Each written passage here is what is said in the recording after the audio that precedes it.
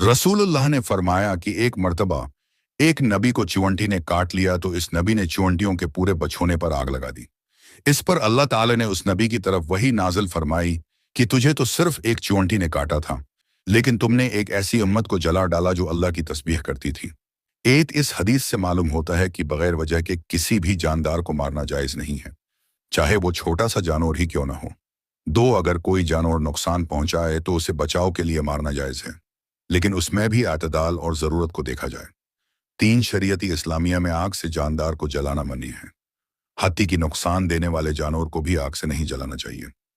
4 अल्लाह की तमाम मखलूक़ात अपनी अपनी ज़ुबान में अल्लाह की तस्बीह करती हैं, इसलिए हमें अल्लाह की मखलूक के साथ शफ़क़त और अदल का मुआमला करना चाहिए।